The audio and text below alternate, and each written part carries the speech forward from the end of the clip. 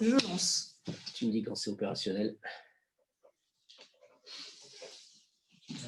C'est bon. C'est parti. Eh ben, merci à tous d'être présents. Le quorum est atteint, il est 20h30. Vous avez vu que l'ordre du jour a été agrandi pour une modification budgétaire, c'est ça, de dernière minute. Donc, ça pose un problème à quelqu'un de faire comme ça. Hein, on y va dans la suite, sinon il faut reconvoquer. Voilà. On va commencer par l'approbation des pouvoirs. Il y a Muriel Magro qui a donné un pouvoir à Anne-Marie Michalet, c'est ça? Muriel, ouais. Muriel. On est bon? Ok. Approbation du précédent compte-rendu, c'était celui du 10 décembre 2020. Est-ce que vous avez des observations sur ce compte-rendu?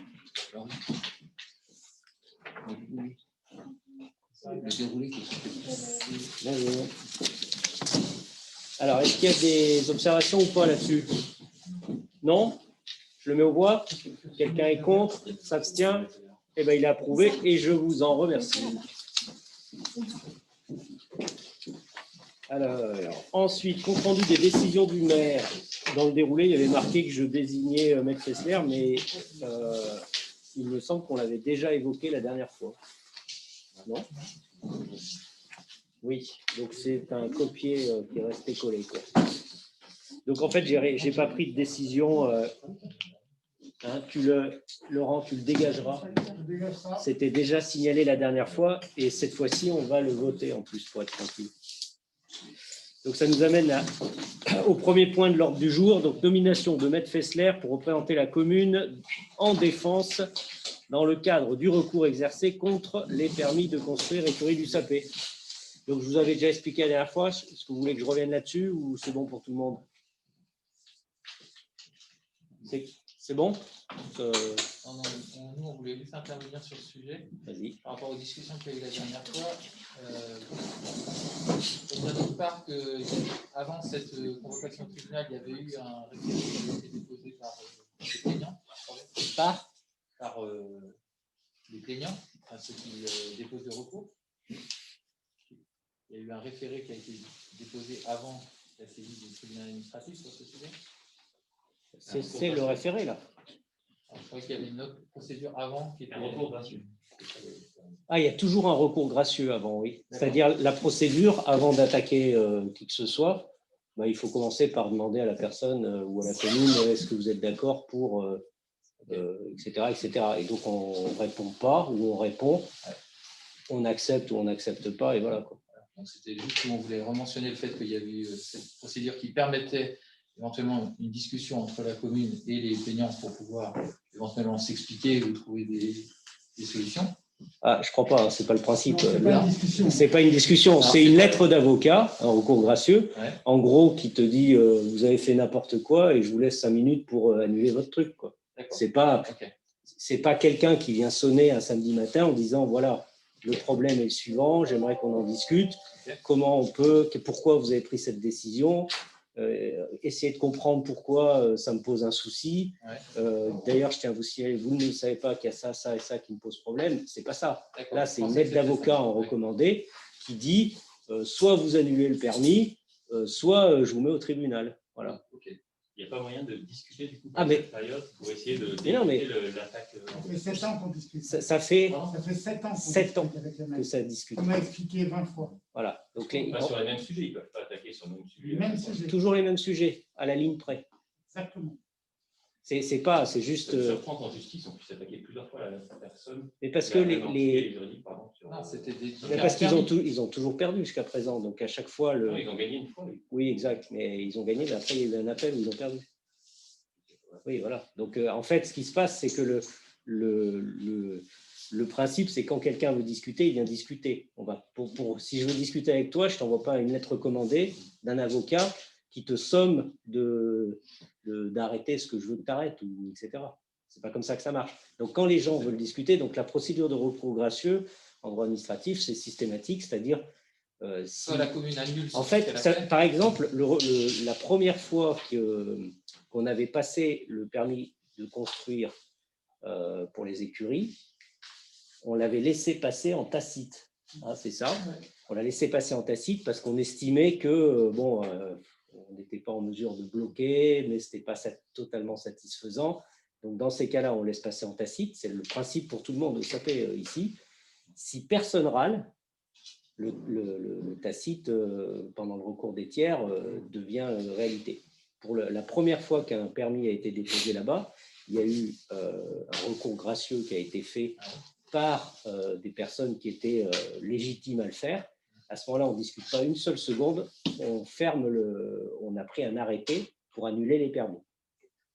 Voilà, c'est le principe. Et à ce moment-là… Il n'y a pas eu de conséquences au tribunal parce que le recours gracieux, vous l'avez accepté. Honoré. Voilà.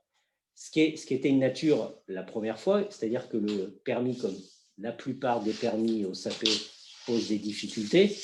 Donc, il y a un problème d'appréciation. Donc, on avait mis le curseur plutôt favorable à l'écurie. Donc, des voisins légitimement nous disent « Attention, il y a des points sensibles sur ce permis que vous avez laissé passer. » Nous, on ne peut pas se permettre de jouer avec ça. Donc, nous, on ne cherche même pas à comprendre. On prend un arrêté, on annule le permis. Et là, vous ne l'avez pas fait du coup. C'est un peu la même situation. Alors là, c'est exactement la même situation, sauf que cette fois-ci, on ne l'a pas fait passer en tacite. La métro a fait un énorme travail qui a duré plusieurs années, qui a conduit le pétitionnaire à remplir toutes les conditions qui étaient demandées par tous les services de la métropole et ainsi de suite, tous les autres.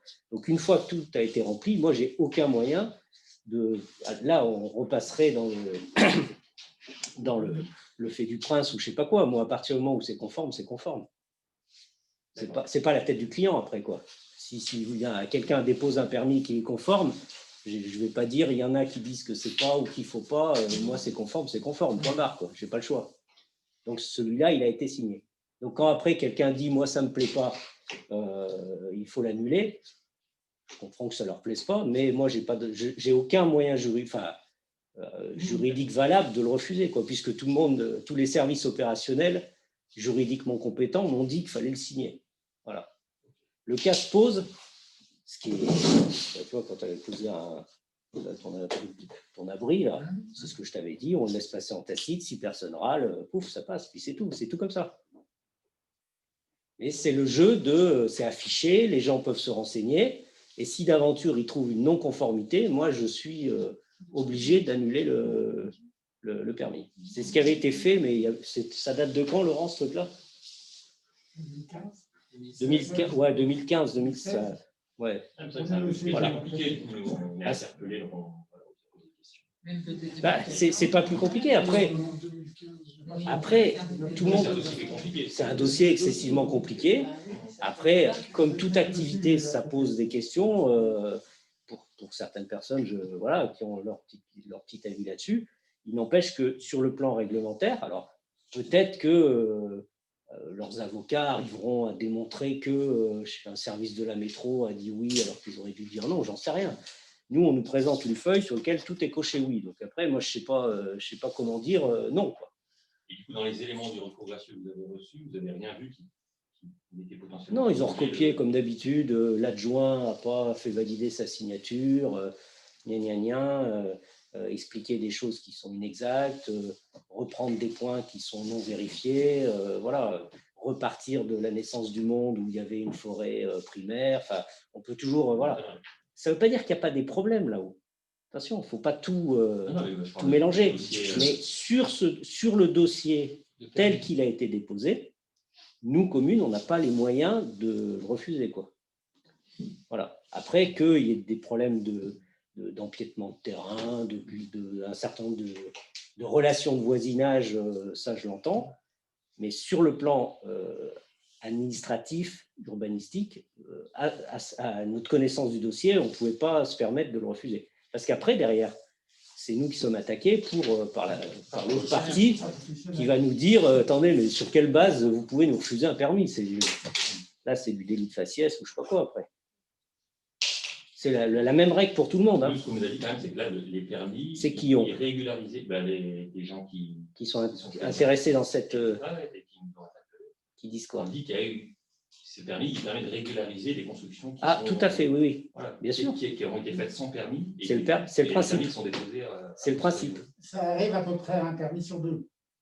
Voilà, c'est Bon, juste un moi, permis. je vais vérifier les permis. Les gens, Il y a ils des construisent choses et qui ils ont posent un été permis faites. après. On régularise Des choses qui ont après. été faites qui ne sont pas conformes au permis. Là, Je c'est des demande centaines de aux mètres gens. carrés, on vous a dit. Donc, c'est vrai que c'est un peu.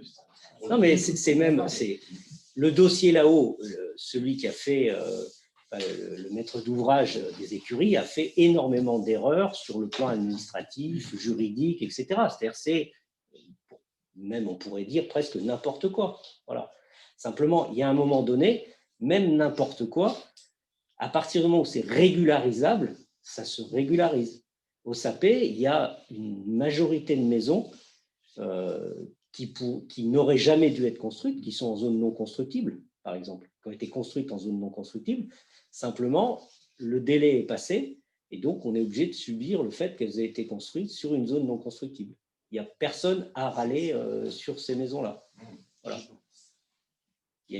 Au bout de 10 ans, les choses restent en l'état. Voilà. Et il y a énormément de maisons, quand elles sont construites pour des tas de raisons techniques, de vie de projet, qui ne correspondent pas à la réalité et qui font l'objet de permis de régularisation, de correction, de choses comme ça. C'est la vie des projets. Les seuls cas qui posent une difficulté, c'est ceux qui ne sont pas régularisables. Un exemple, c'est quelqu'un aujourd'hui qui construirait dans une zone non constructible, ce n'est pas régularisable. Donc, il faut, si on la prend avant la date, entre guillemets, comment on appelle ça, pas de péremption, mais de prescription, ouais, voilà. Si quelqu'un construit quelque chose qu'il n'a pas le droit de faire, à ce moment-là, on peut faire appel au procureur de la République qui va demander la destruction du bien. On Et a la remise en combien de état. temps pour faire ça? Je crois que c'est 10 ans. Quel est le devis de Kessler? On a le devis, combien ça va coûter à la commune et à nous? C'est des affaires qui, au départ, sont entre 2007 et 3005.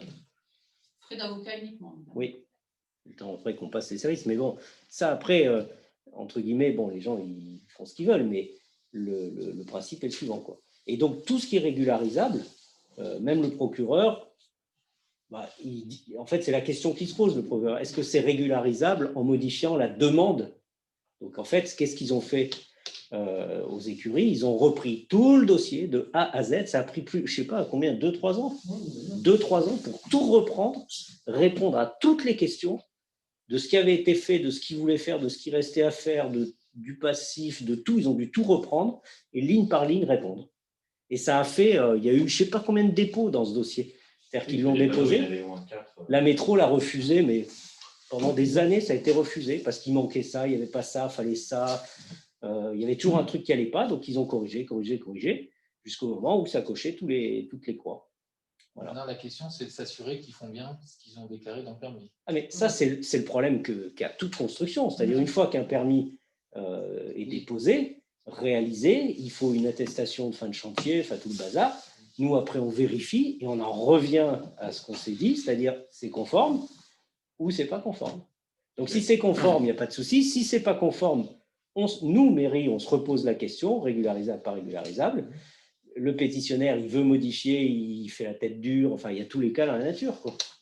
Et ils ont un certain temps pour réaliser leurs travaux. C'est-à-dire qu'à partir du moment où ils font par étapes, là, ils en ont encore pour les étapes. Ils ont attaqué les écuries du haut, ils ont encore les parties, ils n'ont pas fini le terrassement. Tout ça, c'est dans la vie du projet. Et, en gros, dans quelques années, s'ils ne sont pas conformes, on pourra les attaquer, mais pas avant. À partir du moment où ils en font un petit peu de temps en temps, le délai rentre, ça doit être 2 ans. Donc, ouais, voilà, c'est toujours 20 ans, des trucs qui prennent du temps, quoi. Et puis, c'est des dossiers très compliqués. Très compliqué, c'est pas juste une maison, donc c'est complexe. Donc du coup, il y a plein de manières d'essayer de démontrer que ça correspond. C'est ce qu'on explique souvent. D'une manière générale, au SAPé, on peut quasiment rien construire. Si on est trop rigoureux, on ne construit rien, quoi. Voilà. Après, je réinsiste sur les budgets quand même, parce qu'on dit 2006, mais ça dure depuis des années. Donc en fait, si tu cumules le budget, moi je me bats pour avoir un budget site internet. J'y arrive pas parce qu'il n'y a pas assez de sous dans la commune, quoi. Je veux dire, donc à un moment, moi, ça me fout les boules, vraiment. Oui, mais Isabelle, on peut aussi le regarder du côté des personnes qui ont, à l'époque, quand ces permis ont été posés au départ et acceptés tacitement par la commune, oui. se poser la question de quelle a été la responsabilité de la municipalité à accepter ce dossier. Alors, je comprends que Dominique, tu dises que c'était un peu oui, un peu non. On voyait qu'il y avait des choses qui n'étaient pas claires, mais des choses qui n'étaient pas clean. Il n'empêche que ces permis, ils n'étaient vraiment pas clean et qu'il y a eu un choix de la commune de dire on les accepte pour que ça avance et que le projet se fasse au détriment des règles qui devaient être remplies à cette époque-là. Non, c'est pas ça. Pourquoi toujours des procès? Pourquoi? Parce qu'en fait, ça coûte cher. Je pense qu'on va faire un article sur ce que coûte aujourd'hui la partie juridique pour la commune. Je veux dire, à un moment, tu peux te mettre autour de la table, concilier, essayer de discuter, mais c'est tout le temps procès. Je lance des procès. Moi, j'en entends parler. Mais parce que c'est le propre de... comme une période où Non, c'est pas ça. Ça a été discuté. Enfin, il y a eu beaucoup de discussions. On a organisé des réunions entre ceux, les IGA et d'autres, qui réclamaient beaucoup de choses, qui demandaient des explications. Il y a eu des réunions publiques, il y a eu des réunions avec le maître d'ouvrage et ceux qui étaient intéressés par la question. Il y a eu plein de réunions, il y a eu des réunions de conciliation, il y a eu plein de choses qui ont été faites il y a quelques années. Simplement, quand quelqu'un refuse quelque chose, entre guillemets, juridiquement, c'est nos limites. C'est les droits de l'homme, c'est cour d'appel, cour de cassation, conseil d'État. Quand quelqu'un est profondément convaincu qu'il est dans sa vérité, ce que j'entends, il n'y a pas de limite. Voilà. Et donc, il n'y a que les tribunaux qui, en faisant, entre guillemets, laisser le temps au temps de construire les choses, de bâtir des éléments juridiques, qui arrivent à épuiser ce type de sujet. Mais Isabelle, on ne peut pas juste résumer ça à la question du coût pour la commune d'une personne qui vient se plaindre d'une décision qui conteste. Sauf quand c'est depuis des années et toujours les mêmes personnes. C'est ça qui me gêne. Pourquoi? Parce que c'est toujours les mêmes personnes qui attaquent la commune. Soyons honnêtes, et c'est pas, tu as pas... Non, mais sur ce sujet, oui, parce qu'ils persistent dans leur vision. Il y a eu d'autres sujets. Mais en fait, je pense qu'un jour, il faut qu'on se pose et qu'on regarde personne par personne combien ça a coûté en face à la commune. Parce qu'il y a le problème, c'est que tu as des gens qui ont des recours juridiques tout le temps. C'est-à-dire qu'en fait, c'est leur mode de fonctionnement. Ce qu'ils ne se rendent pas compte, c'est qu'ils prennent en otage les habitants d'un village qui payent pour ça. Pourquoi? Parce qu'en face, ils pensent avoir la commune et ils ont des habitants, c'est nous qui payons. Donc en fait, quand c'est une fois, je comprends, ton voisin peut construire une maison sur ton terrain ou que tu as un recours, évidemment. Mais quand c'est tout le temps les mêmes et que ça dure depuis des années, à un moment, stop. Je veux dire, je pense que c'est dangereux pour une commune, surtout la commune du Sapé qui n'a pas, vous connaissez les budgets, ils sont limités. Donc, mais après, c'est 3 000 €. Non, attends. Il y en a eu d'autres d'affaires faites, mais là, on parle de 3 000 €. Non, mais là, tu parles de 3 000 €. Ça fait combien de temps que ça dure? C'est surtout pour les services, c'est un temps. Là, en fait, ce qu'il faut imaginer, c'est que ce dossier, pour que le permis arrive là où il est aujourd'hui, c'est 3 ans de travail à la métropole qui a usé des générations presque d'instructeurs, tellement les gens en avaient marre. Donc, c'est quand même des agents publics qui sont payés à longueur de journée. Mais voilà. Il y a eu sur ce dossier un fait initial qui n'était pas clair. Il y a eu des permis qui ont été accordés tacitement alors qu'ils n'étaient pas. Non, mais ça, c'est le cas de tous les. Attends, stop. Non, mais attends. En fait, attends, il faut aussi remettre les choses en perspective. Il y a juste la question du permis que tu acceptes tacitement parce que tu n'as pas envie de faire le travail de faire l'arrêté, le recommander, tout ça, parce que ça simplifie la vie des services de la commune. Très bien. Il y a le permis qui est accepté tacitement, mais qui comporte beaucoup d'irrégularités. Et ça, c'est autre chose. Voilà. Et ce fait initial, il a été pour un certain nombre de personnes dans la commune un truc suffisamment grave pour qu'ils s'entêtent aujourd'hui à aller défendre cette cause parce qu'ils considèrent qu'initialement, il y avait vraiment quelque chose qui n'allait pas. Voilà. Et on peut se poser aussi collectivement. Quel pourcentage de Sapéiards et quel pourcentage? Je veux juste savoir combien de personnes au Sapé, sur les 1000 habitants, sont concernées par cette problématique. Et moi, je me sens concerné. D'accord. Voilà. Toi? Et j'ai pas déposé un recours, je ne suis pas allé au tribunal parce que ce n'est pas spécialement ma manière de faire. Mais je comprends qu'il y ait des gens qui sont dans leur droit de faire ça et qui aillent sur cette direction. Alors, pour vous expliquer un peu les choses. D'abord, tout le monde a le droit d'aller en justice. Voilà. Donc, ils ont le droit de faire ce qu'ils font. Ils ont cette légitimité. Après, pour répondre à ce que tu dis, Gilles, parce que faut quand même être extrêmement prudent. Quand un permis de construire, manifestement, présente des choses qui seront dangereuses, risquées, qui sont inacceptables, c'est refusé. Oui, voilà. Et c'est quasiment, je ne sais pas, Laurent, il faudrait que tu nous sortes le chiffre, combien de permis on a signé sur la totalité de ceux qu'on a laissé passer en tacite. Parce qu'on laisse quasiment tout. Il n'y en a pas beaucoup qu'on signe parce qu'en réalité, le droit est tellement complexe. La superposition des PPRN, des PLUI, de toutes les règles qui existent font que le jour où on ne veut pas qu'un permis passe, on a les moyens qui ne passent pas. Voilà. Donc après, la difficulté, les vraies questions qu'il faudrait se poser, c'est les permis qui ont été acceptés aujourd'hui, quel est l'écart entre ce qui a été déposé aujourd'hui et qui fait l'objet d'un accord et ce qui avait été posé à l'époque. C'est ça la vraie question qu'il faudrait se poser. Et quand on observe ça, on s'aperçoit qu'il y a surtout du papier comme différence.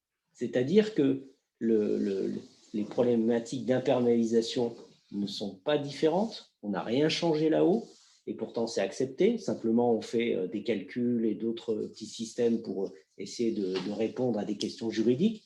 Donc, ce n'est pas ce travail sur les permis qui est le fond du problème. Voilà. Les gens qui ne sont pas d'accord avec ce projet, c'est avant tout que ça les fait chier d'avoir des chevaux dans leur prairie à côté, de voir du trafic de voitures, de voir un certain nombre de réceptions qui débordent parce que ça fait du bruit. Il y a des vrais soucis là-haut, il faut appeler un chat un chat.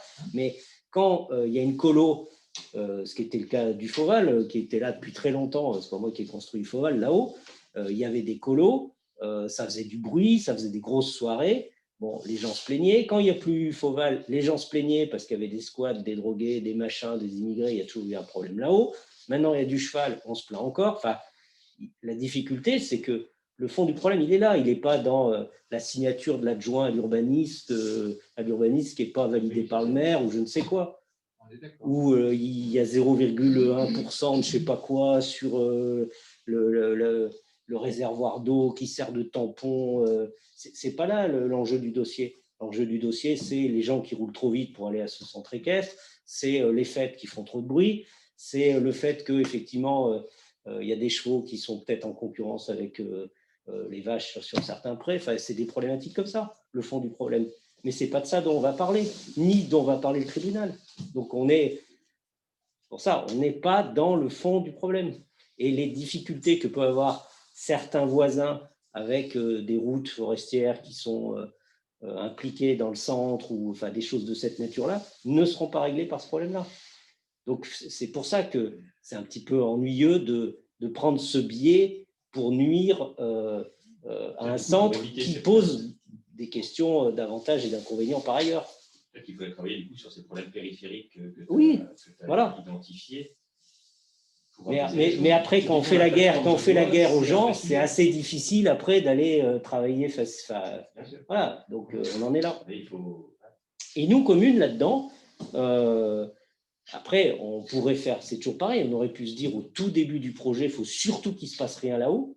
Prendre le temps de le faire correctement. Oui, mais c'est pas nous le maître d'ouvrage là-haut. Je suis pas chez moi, ni toi. Donc c'est pas nous qui allons dire. Les gens, ils font les conneries qu'ils font. Moi, je peux pas. Je suis pas à leur place. Donc nous, on prend les mesures qu'on peut prendre, voilà. Effectivement, il y a des gens que ça ne satisfait pas et qui sont légitimes à en tirer les conclusions qu'ils en tirent. Moi, je leur en veux pas plus que ça, mais voilà. Ce que dit Isabelle est aussi vrai. C'est vrai que c'est pas forcément le bon angle d'attaque. Ça peut prendre beaucoup de temps et ça change pas le fond du problème. Et puis, peut-être qu'un jour, ils gagneront. Peut-être, c'est possible. On aura une friche là-haut. Il faudra m'expliquer après la suite. Un recours. Voilà, après, il faudra m'expliquer un jour, si jamais ça foire, qu'est-ce qui se passe là-haut, quoi. Et il ne faudra pas venir me voir parce que je l'ai déjà connu, quand il y avait des gens qui squattaient, qu'il y avait des feux tous les 15 jours, que voilà, moi j'ai connu ça. Donc, il faudra que les gens assument ça. C'est tout. Ou que le préfet un jour décide qu'il réquisitionne pour faire je ne sais pas quoi avec. Et là, c'est pas que l'affaire, c'est qu'ils respectent la loi, je pense. C'est pour ça qu'ils attaquent. Non, ça n'a rien à voir avec ça. C'est pas le fond du problème. Et la loi, encore une fois, franchement, moi, je ne fais pas de procès à la métro pour me dire qu'ils ont coché des cases qu'ils ne devaient pas cocher. Hein. S'ils m'ont proposé à la signature le dossier en me disant que tout avait été regardé, sachant qu'ils allaient être attaqués derrière, moi, je ne leur fais pas de procès à la métro. Je sais qu'ils ont fait le boulot sérieusement, les agents. Je le sais. Voilà. Je suis capable de dire parfois un peu de mal de la métro, mais là, sur un dossier comme ça, je peux vous dire qu'ils ont tout blindé, ils ont tout regardé. Et ceux qui attaquent, ce n'est pas pour des problématiques de droit. Alors, même si c'est l'outil aujourd'hui, ce n'est pas le fond du problème. Le fond du problème, j'en ai parlé. C'est des voitures, du bruit, des relations cheval-vache, c'est 2-3 trucs comme ça.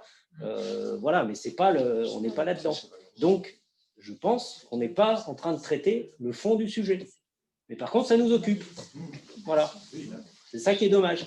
Donc, on s'occupe de problèmes qui n'existent pas pendant qu'on ne règle pas les problèmes qui existent. Voilà la conclusion. Donc, en attendant, je vous propose de nommer Maître Fessler pour défendre les intérêts de la commune. Ça vous va? Alors, qui est contre? Qui s'abstient? Je vous remercie. Non, mais le débat est intéressant, mais on l'a eu honnêtement plusieurs fois. On peut encore l'avoir, mais voilà, c'est pas très simple. Et encore une fois, c'est pas la mairie qui exploite là-haut, quoi, qui est propriétaire, qui a les terrains, on ne fait pas ce qu'on veut, quoi. Exercice du droit de préemption pour l'acquisition de la forêt parcelle AE 28. Je laisse la parole à Monsieur Seurat. Donc, on a une notification du notaire. Chaque fois qu'un notaire vend des parcelles, donc on a une notification et on regarde si c'est intéressant pour nous. Alors, on a un droit de préemption ou de préférence si la parcelle est près des parcelles communales. Donc, celle-là, elle est collée à une parcelle communale, donc on a un droit de préférence. Donc, bien sûr, dans ce cas-là, on consulte notre agent ONF, Benoît, qui nous a dit que c'était intéressant, que le prix était très intéressant et que c'était un bon investissement. On peut faire la coupe en 2025. Donc, c'est une acquisition ça rentre dans le patrimoine de la commune et puis ça sera. C'est une opération intéressante. C'est plus intéressant que le question. Disons que oui. Disons qu'il y a un retour sur l'investissement. Ça va faire un coût total de 3 160 € qui sera. C'est quelle surface, j'ai oublié La surface, il y a 9 000 m² pour 3 000. Voilà, ça va. Non, mais surtout, une parcelle de 9 000 m, c'est pas énorme en soi. Dans une forêt, quoi, exploiter, il faut qu'il y ait à coller. À coller à l'autre, c'est sûr que ça devient très intéressant et que ça rajoute 1000 mètres sur ce tarif-là, c'est tout à fait. En fait, pour l'instant, c'est ce qu'on essaye de faire, c'est-à-dire quand il y a des opportunités comme ça, si c'est pas trop cher et à coller, ça valorise l'ensemble. Voilà. Donc, je suis en train de regarder quand même, parce que le conseil départemental, normalement, doit nous aider à acheter des choses comme ça. Mais là, pour l'instant, on est dans des problématiques un peu complexes. Donc, on lance le truc. Je suis en train de regarder si on est capable de trouver quelques subventions, parce que ça existe. Normalement, c'est au-dessus de 4 en dessous de 4 hectares. Non, au-dessus de 4 hectares. Au-dessus de 4 hectares. Donc, voilà. Donc, ça là est en dessous. Pas, donc, il y a une. Voilà. Bon, on est en train de regarder. Mais le but de ces nouvelles possibilités, c'est de faire des parcelles plus grosses à terme parce que ça, c'est valable aussi pour les propriétaires privés. Maintenant, dès qu'on est propriétaire d'un bout de forêt, dès qu'un autre bout se vend à côté, on peut être préférentiel pour regrouper les parcelles. Ce qui, à terme, va arrêter, j'espère, le morcellement qui continue par ailleurs. Bon, voilà pour cette délibération. Est-ce qu'il y a d'autres questions? On est bon? On passe au vote. Quelqu'un est contre? S'abstient? Eh bien, c'est parti. Alors après, je passe la parole à Anne. Très bien. Alors, il s'agit de voter l'ouverture anticipée des crédits en investissement par anticipation budgétaire. Alors, je vais simplement vous dire que le budget 2021 sera voté sur le conseil on espère, mars, ou plus tard avril. Et tant que le budget n'est pas voté, on peut pas, en fait, on a le droit en fait, de continuer à titrer et mandater sur le budget de fonctionnement. Mais sur la partie investissement, on peut juste rembourser en fait, l'emprunt, mais sur le reste, en fait, on a besoin que le conseil municipal donne en fait, une autorisation au maire de pouvoir continuer à titrer et mandater sur la partie investissement, ce qui est l'objet de cette délibération aujourd'hui. Sachant que la loi, c'est un truc, c'est tous les ans la même histoire et pour toutes les collectivités, et on a droit au quart du budget de l'année précédente pour lancer l'année, puisque de toute façon, on sait que les budgets de l'année en cours sont toujours votés en mars-avril. Voilà. Donc, du coup, les règles de fonctionnement font qu'on a le droit d'utiliser 25% de ce qu'on avait l'année dernière. Donc, c'est la délib du jour. Voilà. On est bon là-dessus? Moi, j'ai une remarque. Il manque une lettre dans la phrase les crédits correspondants sont inscrits au budget. Oui, il manque un S. C'est fait. C'est déjà corrigé, j'avais vu. On est bon? Pas d'autres questions là-dessus? Alors, je le mets aux voix. Est-ce que quelqu'un est contre? S'abstient? Eh bien, c'est parti. Merci.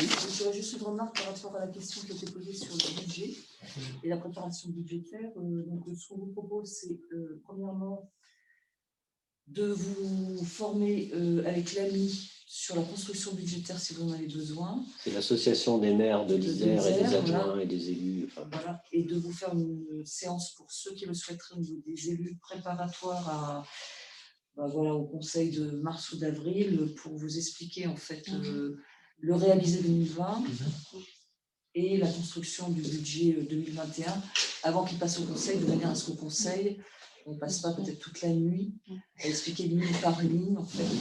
voilà. Ouais, c'est Alors, une bonne idée. Parce que- Donc, on n'oblige personne à Voilà. rentrer dans ce détail, parce que c'est pas très rigolo, on vous le dit tout de suite.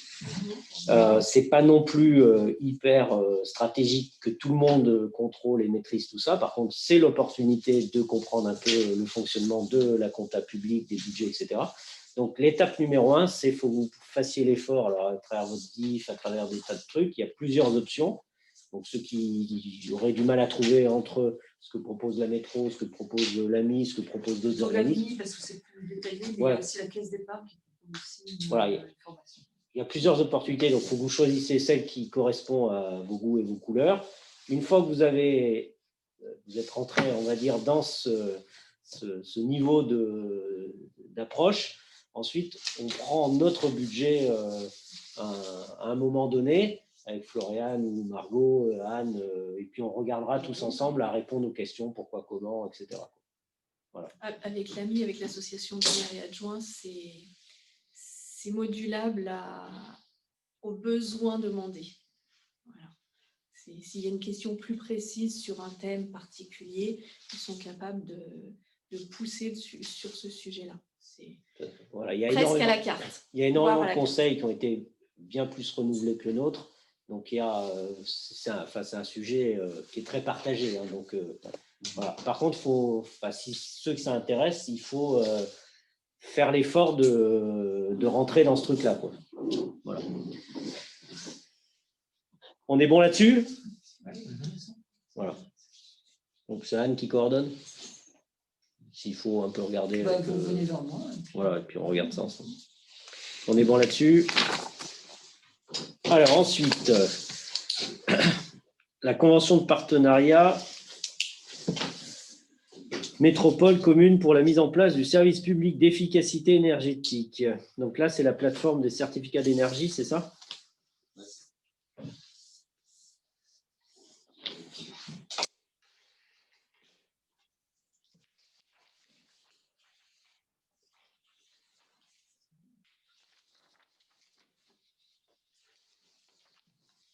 Ça, c'est la signature du partenariat avec la SPL, non? C'est quoi? SPE. Avec la SPL ALEC. Oui, c'est bien la SPL ALEC. Alors, l'ALEC, c'était une association. Comme elle avait trop d'activités avec la métropole a dû faire ce qu'il fallait pour changer le statut de l'association en SPL, c'est-à-dire Société publique locale. Ce qui a plein d'inconvénients, notamment on paye la TVA par exemple maintenant sur les prestations, alors qu'on ne la payait pas avant. Enfin, c'est plus lourd parce que voilà, il y a plein d'acteurs. On a dû retravailler un petit peu ça. Dans le pilotage, ils ont fait un club de toutes les petites communes. Donc là, c'est Sylvain qui nous représente dans le club des petites communes. Enfin, des petites communes, des petits actionnaires. C'est même pas les petites communes, c'est les petits actionnaires dont nous faisons partie. Et du coup, qui a élu le maire Saint-Barthélemy de Séchilienne comme représentant au sein du conseil d'administration de la SPL, dans lequel je suis, moi, au titre de la métro. je crois qu'on est 4-5 de la métro là-dedans, dont je fais partie. Donc, on se retrouve à une dizaine de conseils d'administration de cette ESPL qui prend la suite de ce que faisait l'ALEC, quoi. On le fait d'une manière un peu, mais plus chère, quoi. Voilà. Donc, du coup, les cotisations, nous, on avait un programme renforcé avec l'ALEC. Donc, ça répond aussi à d'autres questions. En fait, c'est l'ALEC qui, tous les ans, nous fait un diagnostic intégral de tous nos bilans énergétiques, que ça soit gasoil, électricité, bois, l'état des bâtiments. Enfin, on a un diagnostic complet, enfin, qui existe, hein, si jamais il y en a que ça passionne. Donc, ce diagnostic, on a une réunion avec eux chaque année, avec des plans d'action, des conseils, des choses. Voilà, donc on les utilise. On va les utiliser, par exemple, pour faire le diagnostic salle des fêtes. On a plein de scénarios comme ça à étudier. Donc, c'est sur les bases de ce qu'ils nous font. Donc, ils nous font notre relevé. Voilà. C'est comme ça qu'on sait, par exemple, qu'on a baissé de 20% notre empreinte carbone d'une année sur l'autre, le dernier exercice terminé. Voilà, grâce à quelles actions? Par exemple, en supprimant la chaudière de l'ancienne mairie à gasoil et en venant avec du chauffage électrique ici. Voilà, par exemple. On a réduit combien? 20%. Sur quoi? Alors, sur la totalité des consommations énergétiques de la commune? Non, sur l'empreinte carbone, je crois. Sur l'empreinte carbone. Bon, il faudrait relire le document, mais je dis ça peut-être, quoi. Mais c'est le genre de... On fait ce suivi-là en détail, quoi, voilà. Et du coup, on a devant nous, enfin, on a de la chance ou de la malchance, mais on a de la chance d'avoir du potentiel devant nous parce qu'on a encore la salle des fêtes à retravailler. Cette année, on a mis quand même de l'argent dans les menuiseries de l'école, sur le faux plafond de la classe d'Émilie, qui ça aussi, ça va nous faire gratter pas mal. Donc, on va avoir un gain sur le chauffage de la maternelle. On a la salle des fêtes devant nous, sur lequel il y a des chantiers possibles. Donc, dans les idées, c'est de raccorder la chaudière bois direct sur la salle des fêtes et de l'isoler. Donc, est-ce qu'on raccorde ou pas? Ça, c'est une des questions. L'isolation, ça paraît à peu près vu. Après, qu'est-ce qu'on fait du toit? Est-ce qu'on met des panneaux dessus? Enfin, on est en train de regarder ça. Après, il y aura un jour la cure aussi. Enfin, bon, voilà, on a devant nous pas mal de trucs. La Jacobine. La Jacobine, enfin, on a devant nous des potentiels à isoler. Il y a pas mal de subs. C'est des dossiers où on devrait les sortir à 80%, quoi. Donc, tout ça, il faut qu'on les regarde en détail et surtout qu'on les regarde vis-à-vis de nos capacités d'autofinancement qui résulteront de l'exercice budgétaire à venir. Voilà. Dans le planning de cette planification, malheureusement, les budgets, ils arrivent toujours très tard. C'est qu'en fait, on ne connaît jamais nos résultats de l'année. Alors, juste pour vous info, par exemple, la préfecture, là, on est quand même en janvier, nous écrit pour nous dire qu'ils ne connaissent pas encore les chiffres qu'on doit mettre en 2020, quoi. Pour le bilan 2020. Ben oui. Donc, on attend de collecter énormément d'informations qui vont permettre de boucler le budget qui est déjà terminé. Mais voilà. Une fois qu'on a bouclé ça, on passe à l'exercice de projection sur l'année suivante pour voir un peu ce qui se passe, quoi. Voilà. Donc, on en est là-dessus. En tout cas, l'objet de la délib, c'est de m'autoriser à signer la convention de partenariat avec la nouvelle SPL. Est-ce qu'il y a d'autres questions là-dessus? Il y avait l'équivalent auparavant avec l'année. Oui, en fait, il y a la métro qui faisait une partie des choses et l'ALEC qui faisait l'autre partie. Donc là, ils ont renforcé sur la SPL le service public de l'efficacité énergétique. Enfin bon, du coup, les signatures ne correspondent plus à ce qui existait, donc il faut qu'on remette en place tout ça, quoi. Voilà. Donc en gros, on va signer ça et on va essayer de suivre, c'est ça? On va être accompagné pour... Oui, c'est ça. En fait, ça nous permet, parce que nous, on reste là-dedans parce que en fait, c'est eux qui nous coachent, entre guillemets, sur notre plan d'amélioration, empreinte CO2, isolation, efficacité énergétique, enfin voilà, tous ces sujets, quoi. Voilà. Et du coup, il y a un coût là. Oui. On a dépensé là ensemble déjà une fois pour être actionnaire de la SPL. Je ne sais plus combien on avait dépensé, mais pas forcément grand-chose, mais peut-être 1 000 € ou 500 €. Et ensuite, il y a un coût entre guillemets, d'adhésion annuelle, enfin de frais de base annuels, et après des frais un peu augmentés, parce que nous, on les sollicite.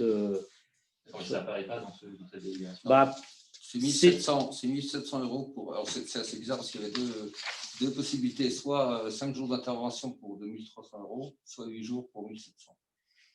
Ah, d'accord. Donc, on a pris 8 jours pour 1700. pas con. Parce qu'on a trouvé que finalement, c'est mieux. Alors, c'est peut-être pas les mêmes interventions. La personne qui nous l'a proposé, la lettre, a dit qu'elle ne comprenait pas pourquoi c'était comme ça. Bon, c'est des barèmes en fonction des communes, de la taille des communes. On n'a pas les tarifs là, mais elle les a envoyés. Ouais, je les ai vus passer, je cherche. Ouais, on les a vus passer, les tarifs, je ne sais pas pourquoi. Et puis, donc, ils s'occupent des certificats d'énergie. Enfin, il y a tout un, dans le paquet, il y a tout un ensemble, quoi. Bah, dans le déroulé, vous avez la convention complète, si vous voulez. Voilà. Voilà.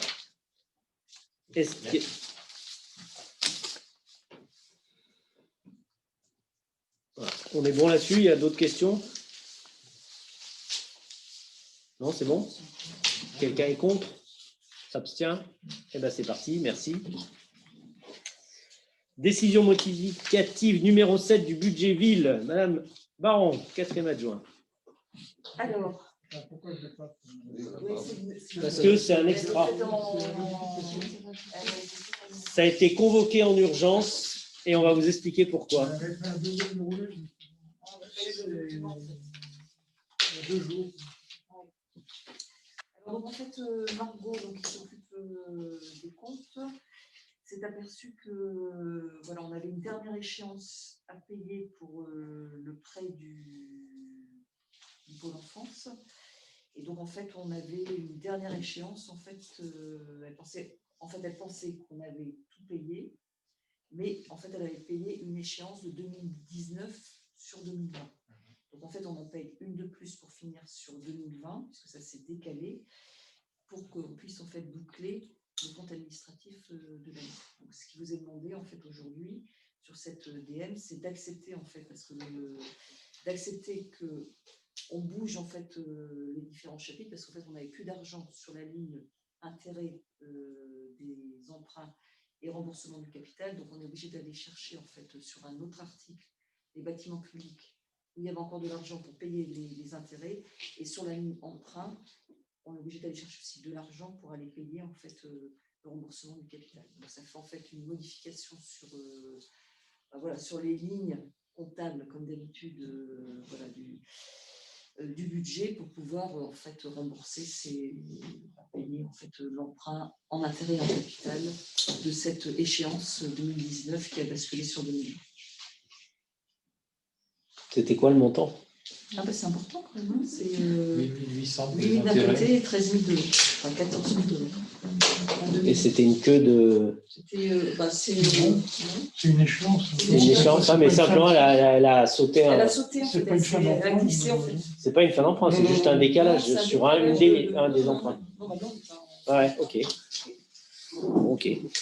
Vous avez vu, là, dans le Comme ça paie, là, on a mis le tableau là, de l'emprunt, là. Ce qui est intéressant, on voit quand même que ça va assez loin, et on voit qu'il restait déjà des emprunts de la place, on n'a pas forcément en tête, et on a commencé à rembourser l'ancien viager de cette maison Michalet là. Donc le premier remboursement a été fait, je crois, en 2020. En 2020, ouais. Fin d'année. En 2020, on a fait le premier remboursement, donc on va rembourser en 10 ans. C'est à 60 000 €. 60 000 € par an, pendant 10 ans. Comme ça, c'est pas 47 000 €. Non, mais le premier versement, il y avait de la TVA aussi à payer. Et après, c'est 47, oui, c'était 50 000 € ensuite. Voilà. Ouais, c'est le plus. Voilà. Donc pour cette DM, c'est bon, c'est clair pour tout le monde ou pas? Bon, c'est le truc habituel où, voilà. Je ne sais pas pourquoi, il faut toujours que ça rentre dans les cases pile poil, et si ça ne rentre pas, il faut changer les cases. Dès qu'il y a de l'argent sur un chapitre, il faut aller faire une modification pour dire qu'on va chercher sur un autre chapitre où il y a encore un peu d'argent. On est bon là-dessus, on peut le mettre aux voix? Bon, quelqu'un est contre, s'abstient. Eh ben, c'est voté et je vous remercie. On a étouffé l'ordre du jour. Est-ce qu'il y a des questions diverses? Moi, je ne sais pas si on peut le poser dans la question diverse, mais c'était par rapport au transport. Je t'en avais parlé. Je ne sais pas si on peut l'aborder ici. Ah ben. Ça va être d'autant plus. Je pense que la question est d'autant plus pertinente. Alors, on ne la connaît pas, la question. Ah oui, d'accord. Non, on va commencer dans l'ordre. Pose la question et on va voir si elle est pertinente ou pas. En fait, par rapport au transport en commun, moi j'ai eu des retours assez informels que c'était très compliqué de prendre les transports en commun le week-end parce qu'on a de plus en plus de Grenoblois qui viennent ici dans les montagnes et c'est très bien. Mais sauf que du coup, on se retrouve avec des bus qui sont complètement blindés. Parfois, on ne peut pas prendre, les enfants ou en tout cas les personnes qui attendent le bus ne peuvent pas prendre le bus parce qu'il y a trop de monde dans le bus. Donc, ça devient un vrai problème.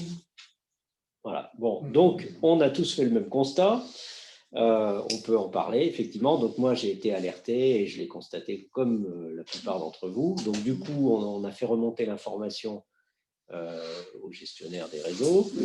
Donc, qui est... alors, je vous rappelle, notamment le week-end, ce qui a été fait depuis à peu près 1 an, c'est que la ligne 62... dans le contrat avec le prestataire, maintenant, on a on double la capacité lorsqu'il y a affluence. Alors, le problème, c'est comment on sait qu'il y a affluence. Il y a 2 problèmes. C'est quand c'est qu'il y a affluence. Donc, au début, l'idée, c'était quand il faisait beau, il y avait de la neige.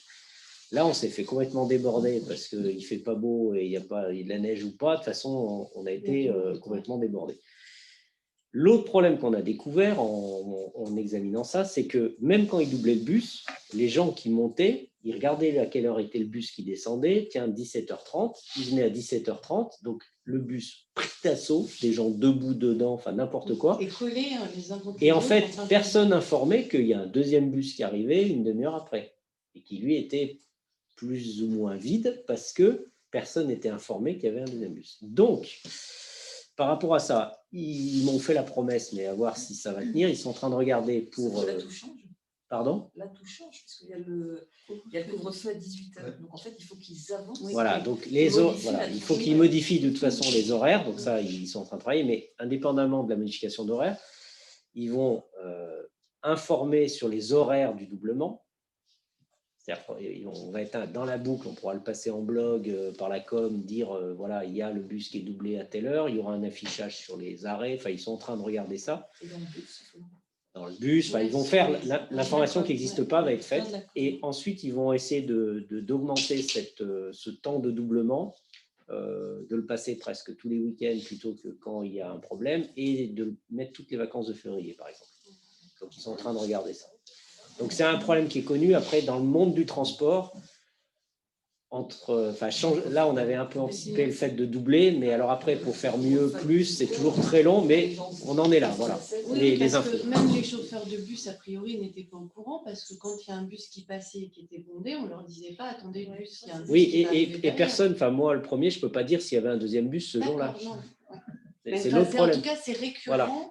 Qu'il n'y a pas de bus et que on se retrouve à pas pouvoir prendre le bus. Donc voilà, le SMAG est informé de la situation, ils sont en train de regarder et on va voir s'ils arrivent un peu à améliorer les choses. Okay. Mais c'est vrai qu'on est complètement pris d'assaut. Alors ce qu'ils vont faire aussi, je leur ai demandé aussi de mettre en place un bus direct depuis le domaine universitaire. Parce qu'il paraît que les étudiants dépriment un petit peu. Il y a beaucoup d'étrangers qui sont là-bas pour qui c'est compliqué de sortir. Donc, on va essayer de mettre aussi une liaison directe depuis le domaine universitaire, remonter sans s'arrêter partout, mais faire peut-être saper le col de Porte. Ce serait même pour les étudiants du sapé. Qui descendent au domaine universitaire. Ça aurait plusieurs vertus, voilà. Donc, après, les horaires, c'est compliqué. Mais bon, et c'est le week-end. Ce serait que le week-end. Alors oui, c'est le week-end. C'est le week-end. C'est en fait, le truc, c'est de leur dire, le week-end, ils peuvent sortir un peu plus facilement que ce qui est... C'est faisable aujourd'hui, mais sauf qu'il faut qu'ils prennent le tram. Voilà, enfin, il faut qu'ils arrivent sur le bon bus, il faut qu'ils soient au courant que ça existe. Alors que là, on pourrait faire un truc plus sympa. Après, c'est l'exemple ouvert. Un bus de 50 personnes, c'est 25 voitures de moins à garer au col du village. Exactement. Il y a de l'enjeu là. Parce que il y a des besoins. Vraiment, il y a des besoins. Il faut les faire monter dans un marché. Et dans le même ordre d'idée, il y a certains bus qui s'arrêtent à Talaquin. Je ne sais pas exactement Oui. à quelles horaires, Oui. mais il y a des gens qui venaient pour le ski qui Oui, alors. Alors ça fait partie des mystères des lignes, mais je crois qu'il y a des bus en fait qui s'arrêtent à Palaki parce qu'après ils vont à Sarsena. C'est ceux le soir en fait ils vont plutôt vers Sarsena que vers le col de Porte où il n'y a pas trop d'intérêt à monter. Oui, parce qu'il y a des. Oui, ça. Ouais. Au départ, c'est une ligne qui est faite pour les habitants, hein, pour le fonctionnement. Là, on est en train d'essayer de la faire évoluer vers une liaison touristique, ce qui est d'une nature pas tout à fait la même chose en termes d'arrêt, de fréquentation, de jours. Voilà. Donc ça, c'est un sujet complexe et toujours très long, mais enfin, je crois qu'aujourd'hui, à la fois le syndicat des transports, tout le monde a compris à la fois l'enjeu et le besoin de faire évoluer. Donc, je suis plutôt optimiste sur le fait qu'on va arriver avec le SMAG à faire progresser ce type de truc. On a déjà mis le doigt dans l'engrenage. La 62 est une des lignes qui marche le mieux, qui marche très bien. Franchement, ça a accéléré. J'ai vu passer les chiffres de fréquentation. On a vraiment fait un bond en avant entre ce qu'on connaissait il y a 10 ans où il y avait, on se demandait même pourquoi il y avait des bus, quoi, parce qu'il y avait 2-3 Pékins. Là, on sent qu'on est sur un fonctionnement qui est plus, enfin, je sais pas si c'est plus attractif, mais en tout cas, il y a plus de gens qui font l'effort ou qui peuvent le prendre. Et le résultat, c'est qu'on rentre peut-être dans une boucle un peu plus vertueuse où on va pouvoir défendre la fréquence, voilà. Vous pouvez me la faire passer? C'est quoi? La fréquence. Oui, en fait, je l'ai sur ma table, je suis en train de lire tout le truc. En fait, ils ont des études super importantes, ligne par ligne. Donc, je suis en train de le lire en ce moment au petit déjeuner. Voilà, tu peux faire passer Donc, trois chiffres intéressants. Je lis toutes les docs et au petit déjeuner. Donc, ça risque d'évoluer, mais quand même prochainement. Ah, ça, de toute façon, dès qu'on met le doigt dans un sujet de transport, voilà, dès qu'on met le doigt dans un sujet de transport, et derrière, il y a un contrat, il y a des liaisons avec d'autres réseaux. Donc, à chaque fois, en dessous d'une année, ils savent quasiment, il y a un peu de fine-tuning, mais en dessous d'une année pour faire de l'évolution, c'est difficile, quoi. Parce qu'après, il faut changer les contrats avec les prestataires, il faut renégocier. Il faut les moyens en bus, en chauffeur, il faut optimiser les tournées, où c'est qu'est laissé le bus le soir, le matin. Non, mais là, s'il y a déjà deux bus de prévus. Voilà, voilà, ça c'est facile, c'est de la com. Voilà, au moins deux bus, parce qu'un bus, c'est pas suffisant. Voilà.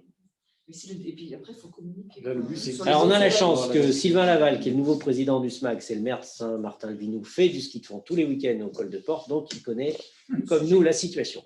Voilà. Super. Ça, c'est réglé. Vient-il en bus? Alors ça, j'irai pas jusque-là. Voilà. Mais est-ce que nous, on y va en bus? Pas mieux. Voilà, pas mieux. Est-ce qu'il y a d'autres sujets? Moi, j'ai deux sujets. Deux? Brillant. Un qui est sympa et un peu moins, je pensais parce que c'est moins sympa. On m'a signalé, il m'a parlé de tensions qui sont en train un peu de monter sur un vieux sujet, qui est les gens qui remontent de la toux sur le marronnier et le tilleul, en passant sur un terrain qui est privé, avec le privé qui ne veut pas qu'il passe dessus, qui a mis des barbelés en descente, les barbelés ont été coupés récemment. Et la personne en question qui m'a signalé ça me dit il a essayé d'appeler du coup c'est Christophe Jaille qui exploite là-bas ce terrain. C'est un terrain du GFA, si j'ai bien compris. Christophe G. C'est Christophe G qui mettait ses moutons cet été. Et que, du coup, il a discuté avec lui, il a dit c'est un peu tendu, mais il a réussi à parler. Mais il a l'impression qu'il a des voisins qui disent qu'il y a un droit de passage et qu'ils ont le droit de passer là, et Christophe qui dit que ce n'est pas le cas. Et puis, qui a pas l'air de. Non mais, alors, moi, je suis intervenu parce que c'était pas aussi calme que ce que tu décris. En fait, il n'y a aucun droit de passage. Il y a simplement des gens qui sont persuadés de ça. Donc. Non, mais c'est pas parce qu'on passe longtemps dans ton jardin que ça devient un droit, quoi. Voilà. Et que le jour où tu en as marre et que tu dis aux gens qu'ils n'ont pas le droit de passer, et qu'ils te répondent que écoute, ça fait déjà longtemps que je passe ici, tais-toi, bah, ça ne fait pas plaisir. Donc, il y a des gens qui sont propriétaires, qui exploitent, qui ont des moutons ou des vaches ou autre chose. Donc, ils sont dans leur droit. Voilà. Donc, du coup, c'est une vieille idée depuis très longtemps d'essayer de faire cette liaison parce qu'elle est pas chère à faire, entre guillemets. Il faut juste avoir le droit d'un ou deux propriétaires. Faire la liaison d'où à où? En fait, quand tu pars de la toux, c'est-à-dire, tu sais, tu pars de la pizza, voilà, on va parler comme ça, tu pars de la pizza, tu montes la petite impasse qui est en face. Ouais. Quand tu es au bout de l'impasse, tu as juste quelques prés à traverser pour arriver au marronnier. Donc, c'est super commode. Voilà, sauf que tu passes chez Cholvas, chez Emmanuel Jaille, et qu'il y a Christophe G qui met des moutons. Ouais, c'est-à-dire qu'en fait, tu fais. En plus, c'est pas un truc marqué, donc par rapport à ça. Alors, il y a une petite trace parce que les tracteurs passent, parce que les gens passent, parce que. Il y a un petit bout de parcelle que tu coupes après, mais après, c'est vrai que tu arrives au plein milieu d'une parcelle. Voilà. Et que tu es en plein champ agricole. Et voilà. C'est vrai que le marronnier est là. C'est une vieille histoire. Je ne sais pas qu'est-ce qu'on pourrait faire pour essayer d'apaiser le. Mais c'est pas, on en revient toujours, c'est pas des histoires de. Après, il y a un moment où. Les propriétaires, pour plein de raisons, sont d'accord, pas d'accord. Nous, on ne demande qu'une chose, c'est qu'ils soient d'accord. Voilà. Mais on aimerait bien que ce chemin devienne officiel. Bien sûr. Mais on est tous d'accord. Voilà. Donc on est coincé, on a le projet. Et du coup, peut-être faire de l'information aux habitants qui sont persuadés qu'ils ont le droit de passer là, alors peut-être qu'ils sont de mauvaise foi, mais au moins leur dire officiel. Ah, mais moi, je l'ai fait. C'est-à-dire, ceux qui t'ont raconté cette histoire, moi, je les ai eu au téléphone, je les ai rencontrés et je leur ai expliqué qu'on ne passait pas chez les gens, même si on croit qu'on a un droit de passage. Moi, j'ai eu, ils ne voulaient pas passer. Ils voyaient qu'il y avait un conflit et ils étaient embêtés. Oui, mais il y en a qui entre guillemets, qui se sont fait noir. Ils étaient persuadés qu'ils avaient le droit de passer. Oui, voilà. Je pense que c'est une méconnaissance. Voilà. Moi, je veux bien communiquer. Et on a un bout de propriété. Non, je ne sais pas si peut-être ça a déjà été fait. Non, on n'a pas. Aujourd'hui, on ne fait pas, entre guillemets, aujourd'hui, moi, j'essaye plutôt, mais c'est des dossiers qui se gèrent dans le temps. C'est-à-dire qu'il y a des gens qui, de leur vivant, jamais, parce que ce qu'il faut comprendre, c'est que si demain, on trouve un accord avec les propriétaires, on signe une convention pour dire, à partir de maintenant, les gens peuvent passer. Ça ne pose pas de souci, on pourrait même l'acheter ou trouver un arrangement, échanger contre autre chose. Enfin, peu importe comment on y arrive, il y a toujours des solutions. On arrive à trouver, ou même à titre gratuit, on a le droit de passer. Le jour où on fait ça, on l'inscrit dans le temps. Voilà. Donc, il y a certains propriétaires pour qui ils ne veulent surtout pas ça. Et il ne faut pas me demander pourquoi, parce que de toute façon, c'est du non constructible, c'est du agricole. Voilà. Après, je ne suis pas sûr que ce soit un problème d'exploitation en tant que tel, parce que de toute façon, il circule. C'est sur le principe, on sait pas. Voilà. Donc, on est sur des notions de propriété, de terre, de droit. Et donc, ce n'est pas juste parce qu'on a envie, nous, que ça se fait. Donc, c'est avec beaucoup de respect des propriétaires, avec un travail régulier qui feront qu'un jour, on y arrivera. Mais est-ce que c'est posé à ces personnes qui ont envie de passer par là? Alors, c'est un autre sujet. Un trottoir tout le long de la départementale qui ne va pas mêler au centre du village de façon sécurisée, parce qu'effectivement, la marche de la départementale, c'est pas. Il y a un peu la piste cyclable pendant un moment. Oui. Ah non, mais après, c'est l'autre sujet. C'est un autre sujet, ça. Ça, c'est un autre sujet qui a plus de zéro, celui-là. C'est celui-là, et c'est un sujet à 10 millions. Quoi. Voilà. Mais c'est la métro qui régale sur ce sujet-là. Non. Attends, alors là, attends, je vais t'expliquer très simplement. La métro, ils entretiennent ce qui est là. Si aujourd'hui on veut un trottoir, on paye un trottoir. Ça ne peut pas s'expliquer. Un trottoir, c'est pas. Il s'arrête à début du trottoir, après c'est plus. Ah non, ça c'est un trou. Ça, je pense que. Enfin, non, le sujet, c'est la monovoie pour faire le. C'est le sujet de la monovoie pour gagner de l'espace piéton cycliste de chaque côté. Ça, c'est ce qui permettrait potentiellement. Ça, je vous ai expliqué déjà. Oui. Bon, donc ça, c'est le sujet qui va permettre. En fait, les trottoirs, d'abord, les trottoirs, on n'a pas déjà la terre, entre guillemets. On en revient au même problème, c'est que les abords ne nous appartiennent pas. Donc, encore une fois, je vais construire un trottoir dans ton jardin, quoi. Donc, tout le monde ne va pas être d'accord. Donc, on va avoir des trottoirs un peu édentés. Donc, ça, c'est un premier sujet.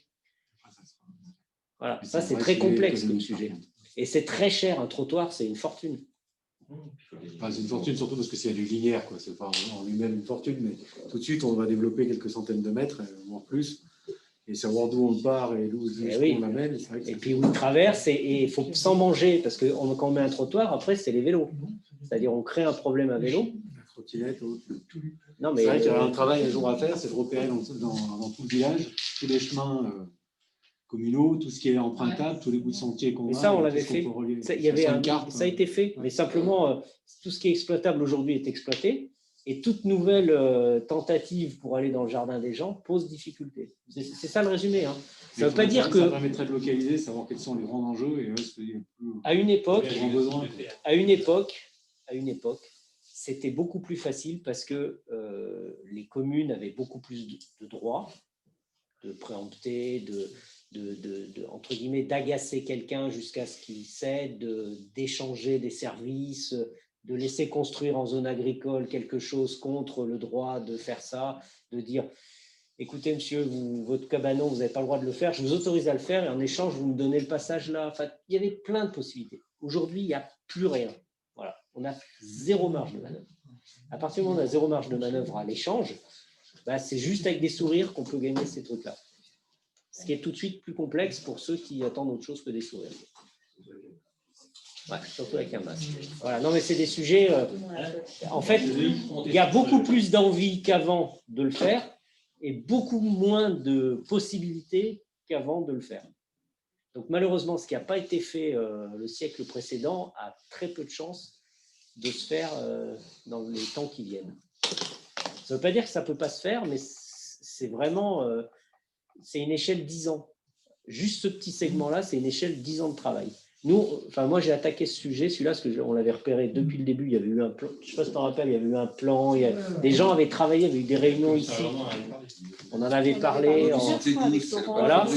Simplement, ça n'arrive pas à sortir parce que dès qu'on va voir les gens sur le terrain, là, ça devient tout à coup beaucoup plus compliqué. Alors, ça ne veut pas dire que ça ne va pas se faire, que les gens ne changent pas, évoluent pas, comprennent moins. Enfin, tout ça va évoluer, donc il faudra saisir les opportunités, mais c'est plus difficile qu'à une époque.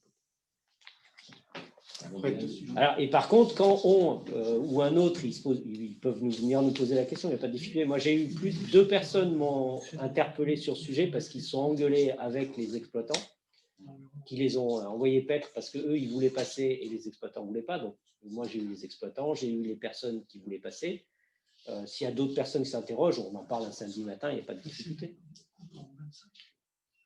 Tout ce qui est affichage signalétique dans le village, pour ce qui est touristique, tu as des subventions dessus ou c'est au frais possible? Non, je pense à ça, dans cette idée-là de chemin, en ce moment, tu as beaucoup de gens qui se promènent au Saté.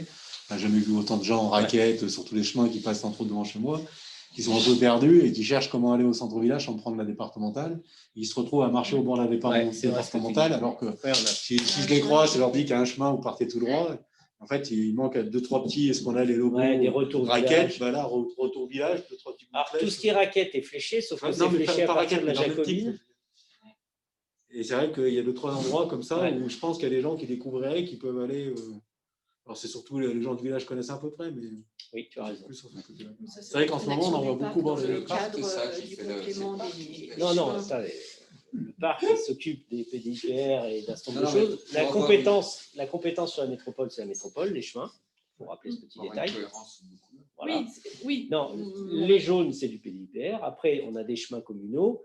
Mais ce que j'entends là, c'est pas de… Parce que les panneaux jaunes, c'est pour aller à l'Emindra, à Charles-Chaude, etc. Là, on parle d'autre chose. C'est quelqu'un qui est à Montjala, qui redescend. Il y a plein de chemins partout où c'est le retour village. Voilà. Ils sont indiqués retour village, pas tous. Mais c'est vrai que chez vous, et puis, en fait, ce qui se passe, c'est que c'est à peu près fait pour les gens qui se garent sur les parkings officiels, mais quand on est sursaturé, t'en as qui sont garés de partout. Ah oui, de partout. Non, mais là, c'est plus des gens, à mon avis, qui étaient en bus, qui étaient montés en bus, qui cherchaient à aller reprendre le bus. Et puis c'est souvent la départementale pour aller là. C'est vrai, comme vous êtes chez nous, il y a un petit chemin qui redescend. Oui, celui-là, pourtant, il est bien. J'aime bien. Un petit chemin creux, là, qui est très sympa. Caribou, 300.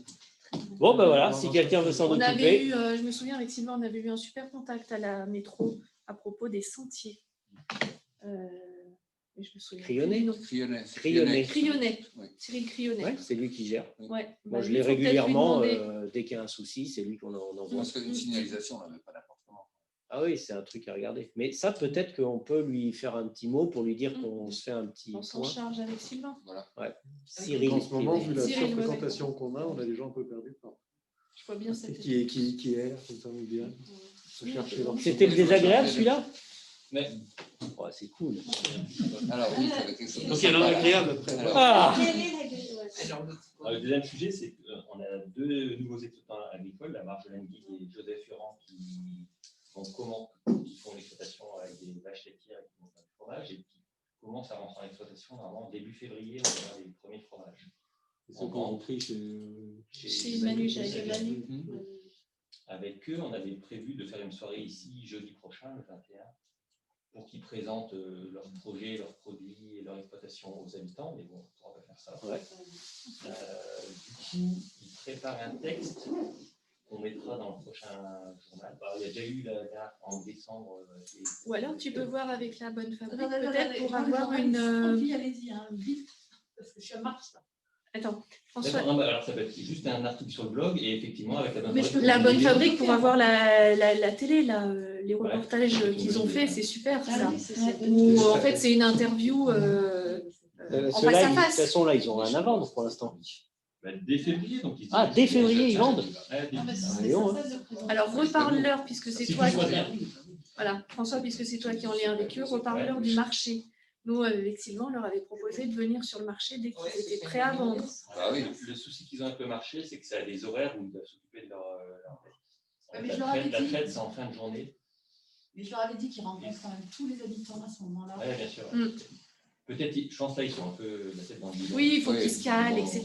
Mais Et voilà, reparle-leur qu'ils sont bien Mais évidemment après, invités au et marché. entre nous, ils passent un deal avec, par exemple, le gars de quai qui vend le thé, là, qui n'a pas une foule compacte parce qu'on n'achète pas tous les jours une théière et du thé. Non, mais je donne un exemple, s'ils ont besoin juste de passer, il y a peut-être des gens qui sont déjà là, qui peuvent... L'épicerie, ils vont vendre l'épicerie. Après, ce sera à l'épicerie.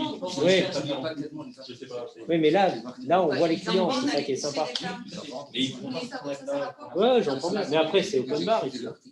pour leur com. Sylvain, elle a trop pour Max, il est déjà, je sais qu'elle a dit. Et peut-être sur le site. Ah, ils vont. Oui, bah, sur le site, sur le blog, il n'y a pas de souci. hein. Oui, sur le blog, non. Je garde une place, je garde une place sur leur site. Sinon, pour le blog. Ouais, non, mais je garde une place en mars, si il faut les aider. On leur bloque un... Après, ils ont déjà mis un article en décembre, je crois. Oui, mais on en fera tant qu'il faut. Ok, mars. Juste pour avancer le départ, quoi. Ils font quoi comme Donc, La rappel, vache. La pomme, La vache, oui. La pomme. Fromage blanc. fromage blanc, Et du lait. lait frais. Ça, c'est bien. rappel, pour les articles dans le code SAPE du mois suivant, c'est avant le 10 Du mois d'avant. du En mois fait, il y a des d'avant. mais je mois- pensais au il y a des blog. mois où j'ai pas grand-chose. Je rame, et puis il y a des mois où j'ai un peu trop. Ça dépend. Où on est inspiré. Voilà. Est-ce qu'il y a d'autres points d'hiver? Puisque c'est la saison. Il y a des vaccins, mais. Ah oui, les vaccins à l'école, par exemple. Je sais pas. Les vaccins? Ouais. Bah, les vaccins, on attend. Là, ils sont en train Les tests, de... ouais, les Ils tests. sont en train de regarder. Moi, je pense que ils sont en train de nous dire, au début, ils en voulaient plein, ils en veulent déjà moins parce que c'est compliqué. Pour l'instant, ce que j'ai compris, c'est que ça risque d'être Coran ou Mélan, qui aura un centre sur lequel les personnes concernées pourront aller s'adresser, quoi. Alors, aussi, c'est une info Ouais, pour ils vont info. prendre pour l'école et faire des tests à l'école. Pour info, mais ça on le passera dans le blog, peut-être dans le ComSAPé, c'est de la place. Donc le broyeur, le broyeur de la métro, le système va changer puisqu'on va plus être que sur 3 communes. Enfin, on va avoir un broyeur, le gros broyeur et un petit broyeur sur 3 communes, Proveysieux, Quai, Sapet, et ça sera par quinzaine. Voilà. Mais ça, on va. Deux broyeurs. Le gros et puis le broyeur électrique. Deux broyeurs sur 3 communes. 2 broyeurs sur 3 communes et on l'aura 15 jours dans chaque commune. Quoi. D'accord. Donc, ça sera les semaines 8, 9, etc. Toujours sur inscription Donc, à mais ça, l'accueil de... toujours par inscription, mais on va faire une info par le blog et puis un petit article sur comme ça. Voilà. Qu'est-ce qu'on dit sur les vaccins? Non, pour l'instant, on n'a pas d'informations officielles, simplement qu'il est fort probable qu'on finisse que nous, les gens intéressés qui seront à vacciner dans l'ordre de priorité, qui est fixé, ça sera très probablement pas au sapé parce qu'on n'aura pas, ils ne veulent pas en faire dans tous les villages de 1000 habitants, donc ça sera probablement à Mélan ou Coran. En fait, ce qu'il a dit ce soir, c'est que le problème, c'est que les vaccins qui sont sur le marché aujourd'hui, c'est ceux qui sont à moins. À moins, voilà, ils ne peuvent pas. Ils ne peuvent pas les trimballer partout. Voilà, Par c'est contre, ça. les autres vont arriver, et à ce moment-là, ça va être différent. C'est-à-dire qu'en fait, Voilà. Bon, pour l'instant, ce n'est pas d'actualité. Dans un an, on a les Par contre, les tests, peut-être à l'école, je ne sais pas. Il en a parlé de faire tester toutes les... 1 million. Plus ils en parlent. 1 million par mois. Attends les directives. 1 million, c'est juste les profs. Bah oui, c'est pas ça, c'est pas l'armée rouge. Non, mais bon, ils peuvent tester. Non, combien c'est pas 1 million l'effectif de l'éducation nationale? Je ne sais pas. 2 ou 3 millions. Ah, c'est gros, hein. Je ne sais pas. Juste en prof, je crois, c'est énorme. Donc, quand ils disent 1 million de tests, ça paraît gros, sauf qu'en réalité, c'est peut-être un test par prof, autant dire. C'est 1 million. C'est peut-être pas énorme, hein, en efficacité. C'est vraiment... Mais après, si nous, on n'est pas aujourd'hui, moi, j'entends pas, j'ai pas l'impression qu'on a trop le feu au village, ce qui n'était pas le cas il y a plusieurs semaines. Avant Noël, c'était un peu plus chaud. Là, ça s'est un peu calmé d'après les indicateurs. L'effectif de l'éducation nationale, c'est 1 162 850, dont 866 500 enseignants. Oui, c'est ça. Donc 1 million, c'est juste tu testes une fois tous les profs. Autant dire que tu es tranquille 7 jours. Quoi. Non, c'était 1 million par mois, l'annonce. Ah, par mois? Ah oui, c'est impressionnant. 300 000 par 6. Ok, qu'est-ce qu'il fallait que je vous dise d'autre? À la métro, ils nous parlent de lancer une... Comment ils appellent ça? Une consultation citoyenne. Alors ça va être encore un truc. Convention citoyenne. Ouais. Pour le climat. Je ne sais pas ce qu'ils veulent faire parce qu'ils parlent de 150 personnes qui seraient plus ou moins payées pour travailler une douzaine de fois à 150, je ne sais pas comment ils font. Tirés au sort. Alors c'est pareil, je ne sais pas comment ils font. Ils font les mêmes. Ouais, je ne sais pas ce qu'ils veulent faire. Enfin bref, on risque d'en entendre parler. Je ne sais pas à la fin ce qui va sortir, parce que c'est pour expliquer que les communes doivent isoler les bâtiments, réduire leur empreinte carbone. Enfin, bref, je ne sais pas ce qu'on va faire tout ça. Donc il y a ça dans le tuyau. À la métro, il y a toujours le siège de la métro qui est en discussion. Ah bon? Ils veulent refaire leur siège pour 100 millions d'euros, là. 50 millions d'euros de travaux et 50 millions de divers à côté, là, au même endroit. Et leur siège, c'est notre siège. Le siège de la métro. C'est notre siège, non? Moi, je fais partie de la métro. Si, mais c'est le siège de la métro. Bon, moi, ça me paraît. C'est pas que c'est cher parce qu'il y a beaucoup d'habitants dans ce siège, mais c'est que pour 100 millions, c'est dommage de ne pas changer quelque chose, quoi. Ça ne change pas la face de la ville, quoi. Et puis, par les temps qui courent, là, les budgets, quand vous regardez toutes les baisses dans les transports, au global, il y a une chute des personnes transportées dans les bus, du fait du télétravail, du confinement. Je crois que c'est de l'ordre de 40% de... Sauf au sapé, le week-end. Et le reste du temps, en fait, ils ont une baisse de chiffre d'affaires à la SMITAG qui est quand même significative. Donc, il va y avoir quand même des pertes qui vont être un peu lourdes. Il y a toutes les taxes sur les entreprises qui vont baisser. Donc, la situation budgétaire va être quand même relativement tendue pour la métro. Donc, ils ont deux gros trucs là. Il y a le siège et puis là, je ne sais pas ce qu'ils vont bricoler là ils veulent racheter les murs de la clinique mutualiste. Non, en fait, ils veulent que la ville de Grenoble rachète les murs. Ils ont donné leur accord. Je suis dit ça. Parce que la clinique mutualiste, ils ont vendu le fonds de commerce à un groupe privé qui va en faire une clinique privée. Elle était déjà un peu, mais elle était un petit peu ouverte, on va dire. Et là, manifestement, ceux qui ont racheté, ils ont un objectif financier très clair. Enfin, moi, je peux dire, la ville de Grenoble, ils n'ont pas ça en tête. C'est que la métro préempte. C'est la métro qui peut préempter. Compétences économiques. Je ne sais pas ce que vous entendez. Ah ouais, c'est la métro. Je crois que j'ai une réunion demain là-dessus. D'accord. Mais c'est encore 50 millions. Quoi. Donc, c'est pas.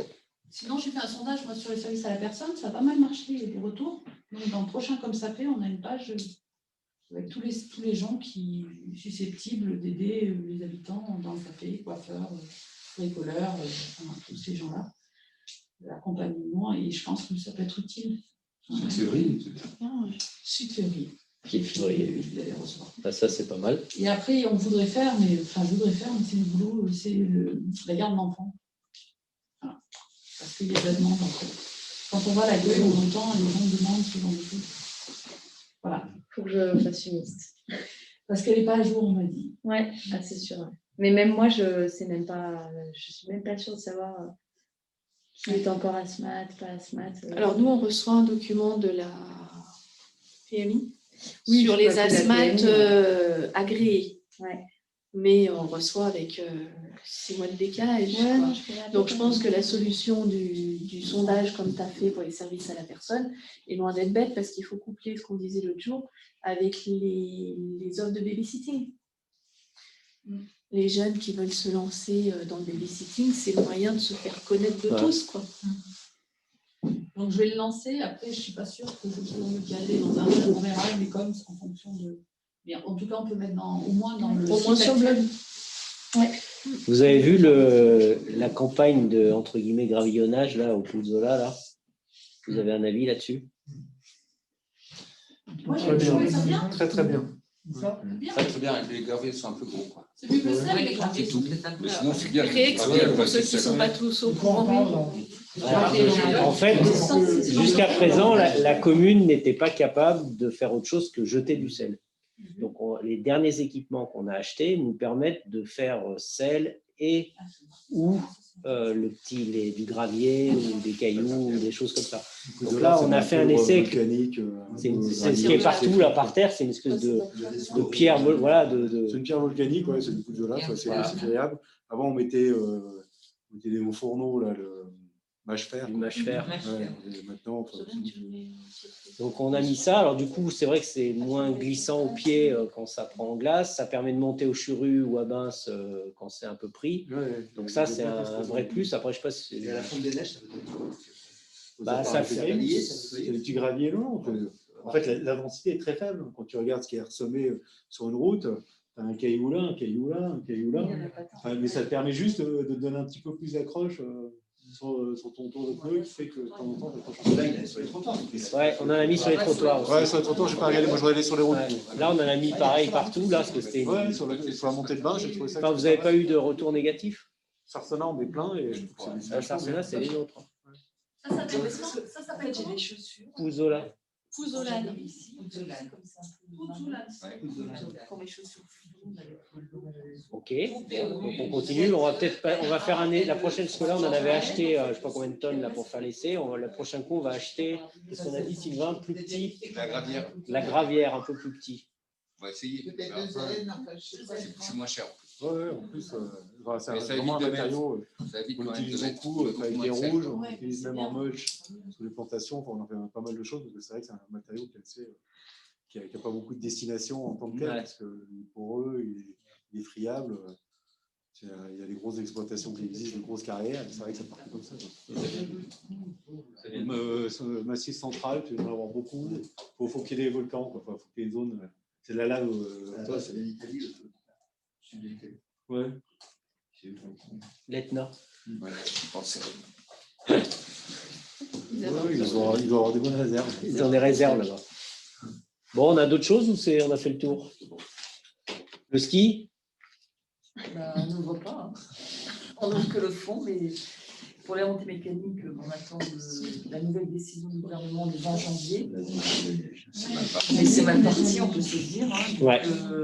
Donc, en fait, peut-être pour les vacances de février, si on n'est pas confiné. Si on n'est pas confiné. Ils lisent les vacances de février. Ouais, enfin bon. Du coup, pour votre info, le chef d'exploitation et son adjoint, qu'on a l'obligation d'avoir en contrat permanent, si on veut ouvrir, et à qui on ne peut pas dire on n'a pas de contrat cette année parce que sinon on va leur assurer le travail. On n'a pas le droit au chômage technique pour eux. Donc, du coup, on est obligé de les conserver et on leur fait faire des travaux en parallèle des services techniques ils ont, en fait, comme ils ont des compétences en mécanique, ils nous font tout l'entretien du parc. Pelleteuse, tracteur, camion, enfin, tout ce qui est faisable, y compris en grosse soudure et tout, c'est eux qui font les réparations lourdes sur le parc. Et puis après, ils font d'autres actions, enfin, on les occupe comme ça, quoi. En plus de l'entretien, de tout ce qu'ils doivent faire déjà côté piste, parce qu'avec tous les luges qu'on a, les trucs, il y a toujours des bricoles à faire. Donc on en est là-dessus, quoi. Et côté ski de fond, côté nordique, ce qu'on peut dire, c'est que les trois sites sont ouverts. Donc ça, c'est quand même super pour le CIVOM. Donc c'est pas facile à coordonner parce que du coup, ça demande beaucoup de personnel et aussi des dameuses, de l'équipement pour assurer les trois sites. Donc, voilà. Donc, de temps en temps, il y a des pistes qui ne sont pas damées parce qu'il y a eu soit un problème de personnel, soit il y a eu un problème avec un équipement. Voilà. Mais normalement, les sites sont en exploitation toute la semaine avec un service restreint sur lundi, mardi et jeudi. Et pour les vacances de février, ça tournera normalement sur l'ensemble des trois sites s'il y a encore de la neige d'ici. Mais en tout cas, sur les chiffres d'affaires, on va dire location et puis vente de forfait, on est effectivement sur des chiffres un petit peu records, mais en parallèle, on a aussi plus de charges. Il ne faut pas dire non plus que... Donc le CIVOM sur 2020 va être déficitaire. Sur 2020, on attend les chiffres, mais c'est surtout sur 2021. Donc on est bien content que ce n'est pas nous qui devons assumer ça. Voilà. Et Saint-Pierre de Chartreuse, qui a toujours 40% dans le CIVOM, lui, va se prendre une tartine de je ne sais plus combien. En fait, il y a un gros emprunt à rembourser cette année, en 2021, qui est de 80 000 €. Donc c'est vrai que ça, budgétairement, ça déséquilibre, même s'ils font une bonne année. En chiffre d'affaires, ça déséquilibre quand même beaucoup les choses, plus le fait que, en termes de maintenance sur l'ensemble des équipements, avant on avait beaucoup de bénévolat côté Sarcena, maintenant on n'en a plus. Donc en fait, on fait appel à des professionnels. Et puis il y avait un problème sur une dameuse ici, donc ils louent la dameuse pour l'année, et voilà, c'est très cher. J'ai 78 000 € pour la location d'une dameuse pour la saison, qu'une dameuse. Alors c'est très cher. Après, entre guillemets, en tant qu'équipement métropolitain, c'est pas le drame d'une patinoire ou d'un stade, mais c'est vrai que ça fait des montants qui sont aujourd'hui un petit peu négatifs et on est bien content de ne pas avoir les assumer nous-mêmes.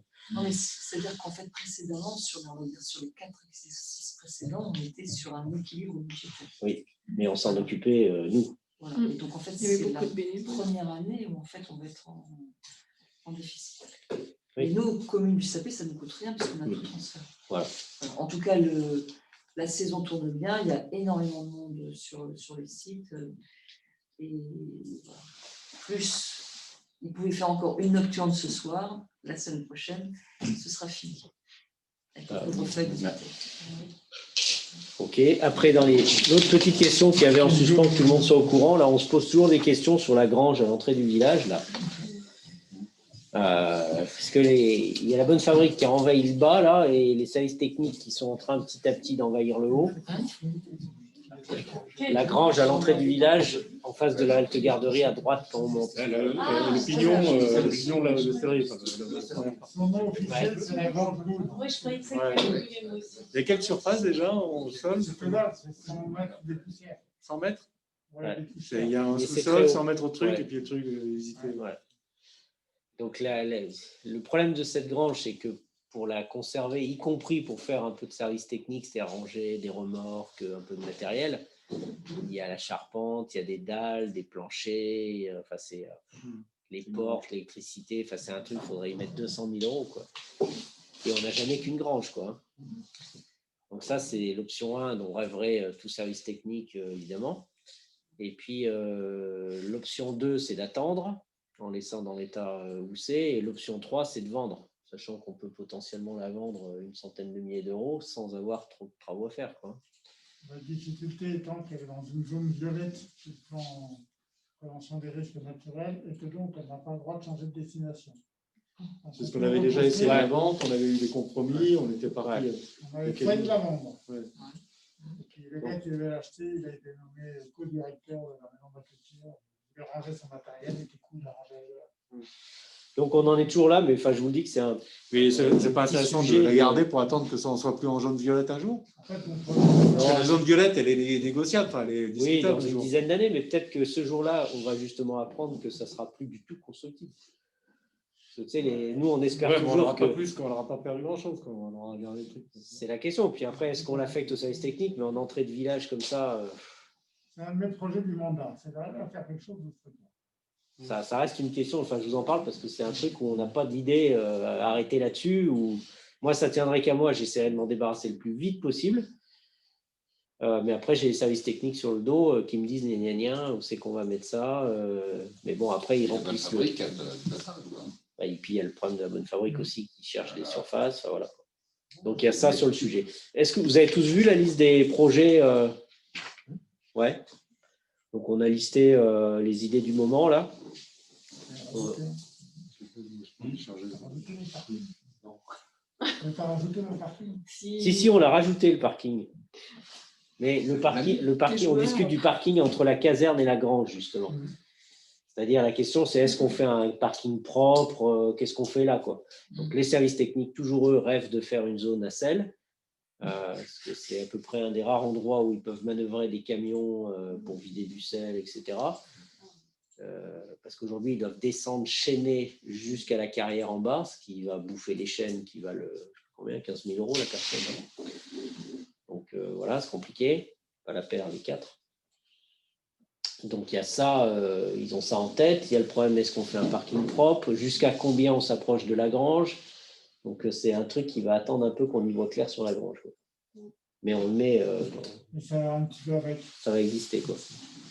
L'objectif quand même, c'est que cette entrée de village, ça devienne un petit collectif. En gros, en lien avec l'hostellerie, que ce soit un petit peu joli. Ça serait bien. C'est l'objectif final. Sauf que ça, il faut le vendre à un promoteur, quoi, c'est tout. C'est mon idée.